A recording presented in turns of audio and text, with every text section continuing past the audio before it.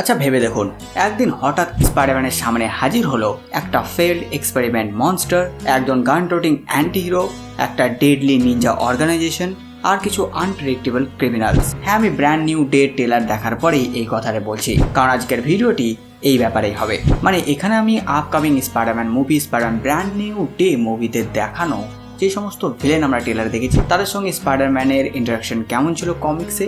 তো চলুন বেশি কথা না বাড়িয়ে শুরু করে আজকের এই নতুন ভিডিওটি।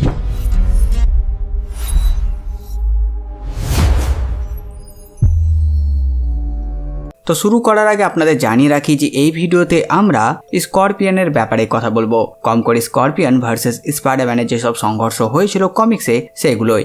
স্করপিয়নকে ছাড়াও আমরা এই ট্রেলারে বুমারাং, টারান্টুলা, দ্য হ্যান্ড আর পানিশারকে দেখেছি, কিন্তু এই ভিলেনগুলো সব যে মুভিতে বড় ভূমিকা পালন করবে তেমন কিন্তু না। এই ভিলেনদের সাথে স্পাইডারম্যানের ফাইট জাস্ট মন্টাজ দেখিয়েই পার করতে পারে, আর টুকটাক সিন থাকবে এদের। তো এবার কথা বলে নি স্পাইডারম্যানের সাথে স্করপিয়নের সংঘর্ষের ব্যাপারে। স্করপিয়নকে আমরা মুভিতে প্রথম দেখেছিলাম স্পাইডারম্যান হোমকামিংয়ে, কিন্তু তখন সে নিজের স্করপিয়নওয়ালা কস্টিউম পরেনি, আর ব্র্যান্ড নিউ ডেতে তাকে আমরা একেবারে স্করপিয়নের লুকে দেখব। সাথে বিভিন্ন অ্যানিমেটেড স্পাইডারম্যান সিরিজে আমরা স্করপিয়নকে দেখেছি, আর রিসেন্টলি আসা ইউর ফ্রেন্ডলি নেভারহুড স্পাইডারম্যানে তো তার বড় ভূমিকাও ছিল। কিন্তু প্রশ্ন হলো কমিক্সে স্করপিয়ন কেমন? স্পাইডারম্যানের গল্পগুলোতে অনেক এনিমি আছে, কিন্তু স্করপিয়ন তাদের থেকে আলাদা, কারণ সে জন্মায়নি, বরঞ্চ তাকে বানানো হয়েছিল। আর এই সব শুরু হয় একজন মানুষের ঘৃণা থেকে, যে জনা জেমসন, একজন পাওয়ারফুল নিউজ পেপার এডিটর, যে প্রতিদিন স্পাইডারম্যানকে পাবলিক এনিমি বলে তুলে ধরতো, যার কাণ্ড আমরা টবির স্পাইডারম্যানে বহুবার দেখেছি, আর স্পাইডারম্যান অ্যানিমেটেড সিরিজেও, কম করে আলটিমেট স্পাইডারম্যানে। তার কাছে স্পাইডারম্যান কোনো হিরো না, বরঞ্চ একটা থ্রেড। আর ঠিক একদিন তার মাথায় একটা আইডিয়া আসে যে সে যদি স্পাইডারম্যানের মতো পাওয়ারফুল কিছু তৈরি করতে পারে তাহলে কেমন হয়। আর তারপর সে তার এই ডেঞ্জারাস আইডিয়ার জন্য খুঁজে বের করে একজনকে, যার নাম ম্যাকগার্গান, একজন প্রাইভেট ইনভেস্টিগেটর, শক্তিশালী এবং ডিসিপ্লিন। সে জানতোই না যে সে নিজের জীবনটা হারাতে চলেছে। এরপর এক্সপেরিমেন্ট শুরু হয়, রেডিয়েশন, জেনেটিক মডিফিকেশন আর অ্যানিমেল ট্রেড দিয়ে। এইগুলোকে মিলিয়ে একটা জিনিস বানাবার চেষ্টা করে যে হবে স্পাইডারম্যানের চেয়েও পাওয়ারফুল কিছু।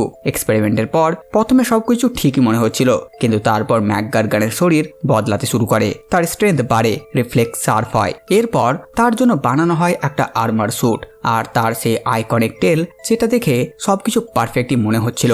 কিন্তু একটা জিনিস কেউ কন্ট্রোল করতে পারেনি, আর সেটা হচ্ছে তার মাইন্ড। ধীরে ধীরে ম্যাকগার্গান বদলাতে শুরু করে, বদলে যায় তার চিন্তা, তার বিহেভিয়ার, তার সবকিছু। সে আর নিজেকে মানুষ ভাবে না, সে ভাবে সে সুপিরিয়ার, সে শিকারী, আর স্পাইডারম্যান তার শিকার। আর ঠিক এভাবেই জন্ম নেয় স্করপিয়ন। নিউ ইয়র্কে কেওয়া শুরু হয়, একটা নতুন ক্রিয়েচার শহরের রাস্তায় ঘুরে বেড়াচ্ছে, যার একটাই লক্ষ্য স্পাইডারম্যান। পিটার পার্কার প্রথমে বুঝতেই পারে না যে এটা কি জিনিস, কিন্তু যখন সে তার মুখোমুখি হয় তখন সে বুঝতে পারে যে এটা কোনো সাধারণ ফাইট হবে না। স্করপিয়ন আক্রমণ করে ব্রুটাল ফোর্স দিয়ে। সে স্পাইডারম্যানকে দেওয়ালে ছুঁড়ে মারে, রাস্তা ভেঙে ফেলে, আর লেজ দিয়ে কন্টিনিউ অ্যাটাক করে।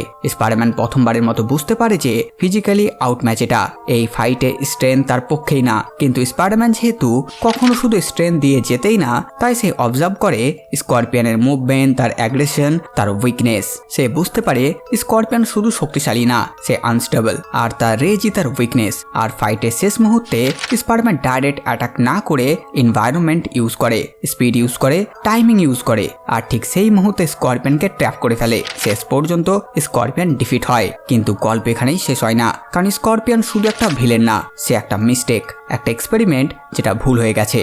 ম্যাকগার্গান আর কখনো পুরোপুরি মানুষে ফিরে যেতে পারেনি। তার মাইন্ড ব্রেক হয়, আর সে আরো ভায়োলেন্ট হয়ে যায়। আর স্পাইডারম্যানের প্রতি তার অবসেশন বাড়তেই থাকে। সে বারবার ফিরে আসে, আগের থেকেও আরো ডেঞ্জারাস হয়ে। আর একটা সময় আসে যখন সে জয়েন করে সিনিস্টার 6, স্পাইডারম্যানের সবচেয়ে ডেঞ্জারাস ভিলেন টিম। এখানে স্করপিয়ন শুধু ব্রুট ফোর্স না, সে টিম স্ট্র্যাটেজি শেখে, আর আরো অর্গানাইজ থ্রেট হয়ে ওঠে। কিন্তু তার জীবনের সবচেয়ে বড় পরিবর্তন তখন হয় যখন সে বন্ড করে এক এলিয়েন সিম্বিওটের সাথে, আর হয়ে যায় ভেনাম। মানে ভেবে দেখুন, যে অলরেডি আনস্টেবল মনস্টার, তার সাথে যোগ হচ্ছে ভেনামের পাওয়ার। আর এটা শুধু পাওয়ার আপগ্রেড ছিল না, এটা পিওর নাইটমেয়ার।